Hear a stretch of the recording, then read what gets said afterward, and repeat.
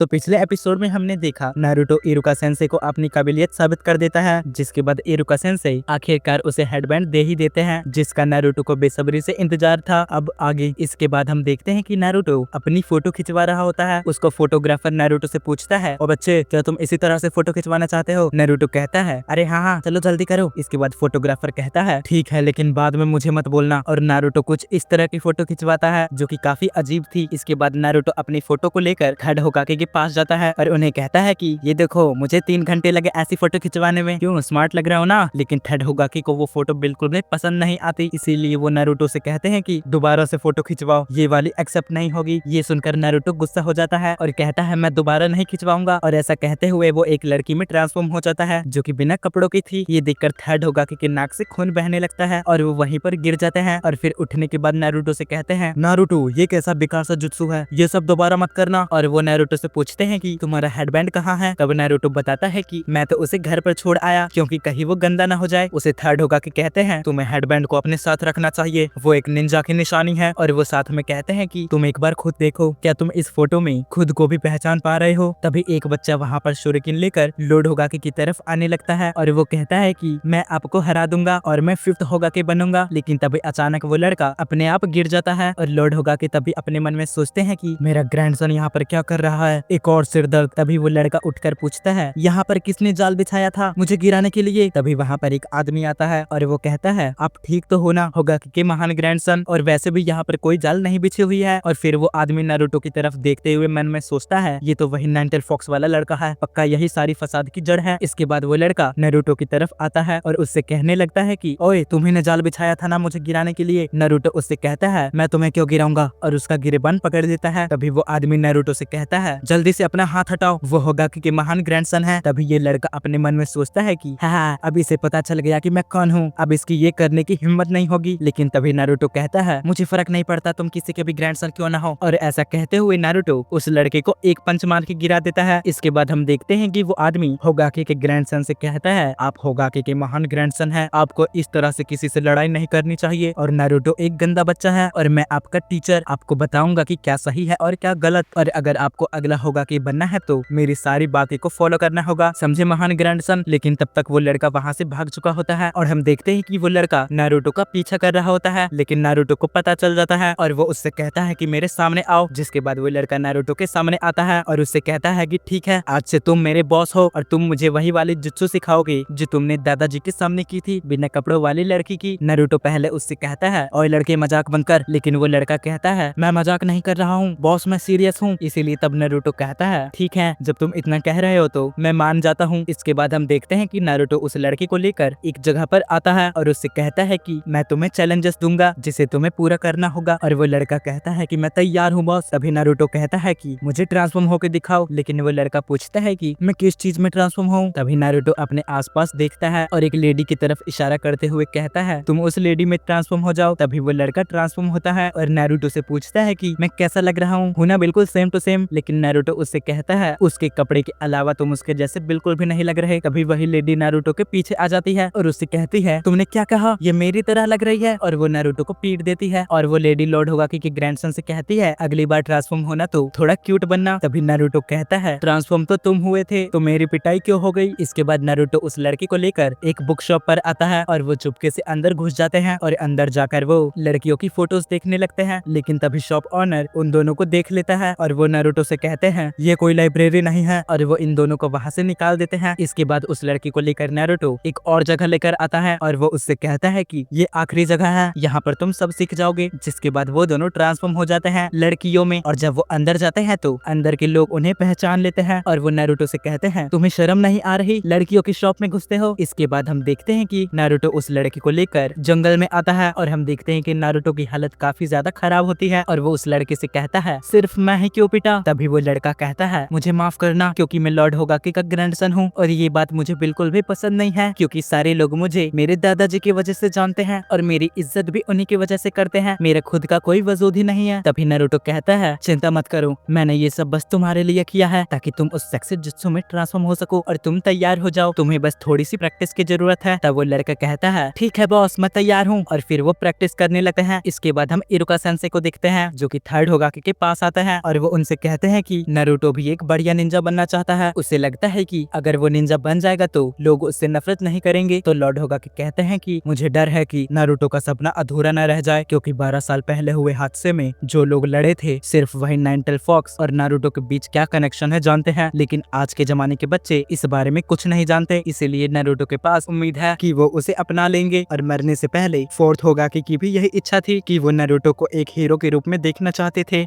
क्योंकि नारुतो ने अपने छोटे से शरीर के अंदर उस नाइनटेल फॉक्स को रखकर पूरा विलेज बचाया था, इसीलिए वो एक हीरो है। लेकिन लोग ये बात नहीं समझते हैं। इसके बाद हम देखते हैं वो आदमी नारुतो और उस लड़की को ढूंढते हुए इनके पास पहुंच ही जाता है और कहता है कि महान ग्रैंडसन चलिए घर चलते हैं। लेकिन वो लड़का कहता है मेरे सामने से हट जाओ, मैं एक होगाके बनना चाहता हूँ। तब वो आदमी कहता है होकागे वो होता है जो बहुत बड़ा और एक अच्छा निंजा होता है, उसके लिए आपको कम से कम 1000 जुत्सु तो आने ही चाहिए, लेकिन आपको तो एक भी नहीं आता। तभी ये सुनकर वो लड़का ट्रांसफॉर्म हो जाता है और उसका ये रूप देखकर वो आदमी भी पागल हो जाता है और कहता है ये अश्लील टेक्निक आपको किसने सिखाई, और फिर वो उसे खींचकर ले जाने लगते हैं। तभी वो आदमी कहता है महान ग्रैंडसन अगर आप इन जैसों के साथ रहे तो एक बेवकूफ बन के ही रह जाओगे। ये सुनकर नारुतो को गुस्सा आ जाता है और वो शैडो क्लोन जुत्सु का इस्तेमाल करके अपने सैकड़ों क्लोन्स को बना लेता है, जिसे देखकर वो लड़का सरप्राइज हो जाता है। लेकिन वो आदमी कहता है इसमें कोई खास बात नहीं है, और वैसे भी मैं इरुका की तरह नहीं हूँ, मैं एक इलीट निंजा हूँ। और ये सारी चीजें लॉर्ड होगाकी अपने मैजिकल बॉल में देख रहे होते हैं। इसके बाद हम देखते हैं कि नारुतो अपने सारे क्लोन्स को भी ट्रांसफॉर्म कर लेता है, वो भी वही बिना कपड़ों वाली लड़की में। ये सब देखकर उस आदमी के नाक से खून निकलने लगता है और फिर वो खुद ही जमीन पर गिर जाता है। और हम देखते हैं कि अब शाम हो चुकी है और वो लड़का कहता है कि मैं तो अपने ट्रेनर को भी नहीं हरा सकता, आखिरकार मैं होकागे कैसे बनूंगा। तभी नारुतो उससे कहता है क्या तुम्हें ये सब आसान लगता है, और जिसके बारे में तुम बात कर रहे हो वो विलेज की सबसे ताकतवर निंजा होते हैं, और अगर तुम्हें एक होगाके बनना है तो तुम्हें सबके सामने खुद को साबित करना होगा, और एक होगाके बनने के लिए कोई भी शॉर्टकट नहीं है। ये सुनकर वो लड़का कहता है तुम होते कौन हो मुझे लेक्चर देने वाले, अब से तुम मेरे बॉस नहीं हो, अब से हम दुश्मन हैं। तब नारुतो उससे कहता है वैसे भी मैं तुम्हें ट्रेनिंग नहीं दे सकता, क्योंकि कल से मेरा निंजा बनने का सफर शुरू होने वाला है, लेकिन मैं तुम्हारा चैलेंज को एक्सेप्ट करता हूँ, हम दोनों किसी दिन होकागे टाइटल के लिए फाइट करेंगे। और ऐसा कहते हुए वो वहाँ से जाने लगता है और वो लड़का नारुतो की तरफ देखते हुए उसे सैल्यूट करता है। और यहीं पर ये एपिसोड भी खत्म हो जाता है। तो गाइस अगर ये वीडियो आपको थोड़ी सी भी पसंद आई तो प्लीज लाइक करके चैनल को सब्सक्राइब कर लेना और जल्द से जल्द हमारे 1K फैमिली को पूरा करवाओ। बाकी मैं मिलता हूँ अगली वीडियो में, तब तक के लिए बाय।